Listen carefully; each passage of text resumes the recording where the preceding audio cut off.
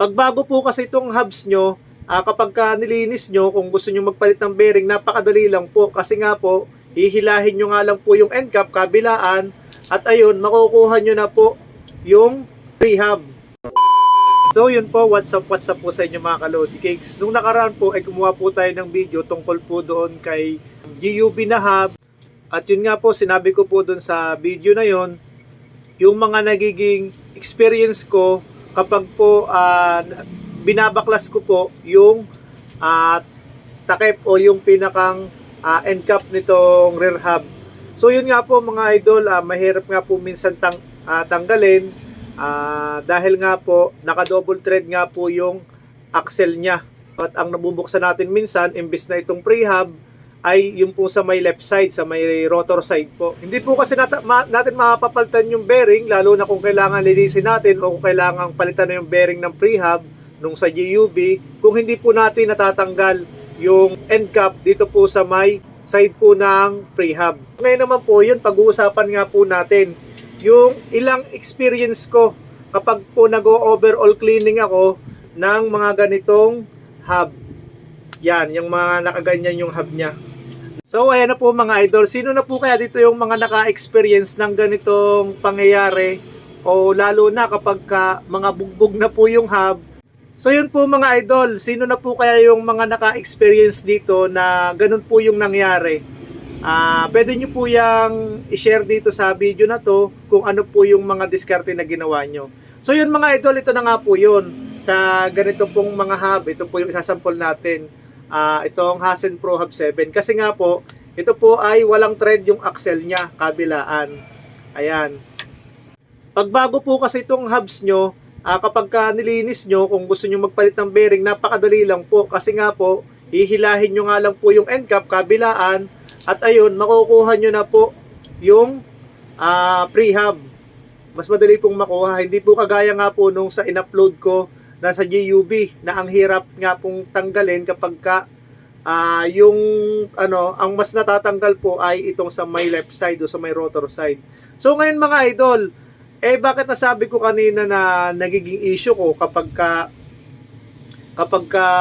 nag-overall cleaning ako. So yun mga idol, kapag bugbog na po yung hub natin.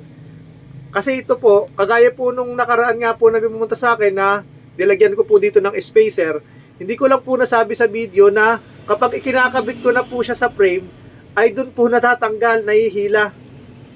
Nahihila po yung yan. Kapag ikinakabit ko na po sa frame, ito pong end cap niya, natatanggal po yung end cap niya, mga lodi. Yan. Yan kasi nga po, bugbog na yung hubs natin, tapos maluwag na po yung pinakang end cap. Kaya kapag isinalpak natin, lalo na kapag mga 11 speed, 1150 teeth, yan, mas mabigat na po siya. Kaya kapag nasagi lang siya ng kaunti, nahuhugot yung pre-hub. Meron nga po kaming naging experience dito mga idol yung lalo na po sa weapon, kapag lalo na ang weapon ay naka-ratchet. Pumunta po dito dahil nga po nagpalit ng gulong. Ngayon, nagpapalit siya ng gulong doon sa vulcanizing. Ngayon, hindi naman alam ng vulcanizing na ikabit nga po yung pre-hub. Natanggal po kasi yung pre-hub. Nung ikakabit na, natanggal yung pre-hub, bugbog na rin yung mga fouls. Kaya mas lalong nahirapan yung vulcanizing at lalo na rin po yung owner ng bike.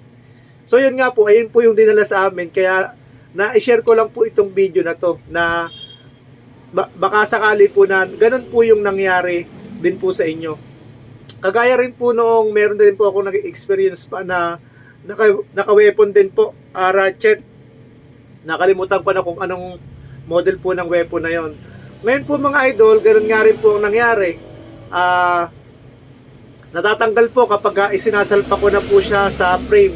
Kasi nga po, minsan nasasagi, kaya natatanggal. Ngayon, ang ginawa ko po mga idol na diskarte, yan, nalaglag pa. Ang ginawa ko po mga idol na diskarte para po hindi siya matanggal, inipit ko na lang po siya ng skewer. Ganyan po, nilagay ko na po yung skewer niya, inipit ko na po, tapos unti-unti ko na lang po siyang nilawagan habang inilalagay ko na po siya sa frame. At yun po, dun po medyo nagka-okay. So yun mga idol, ayun po ba ay naging na-experience nyo na?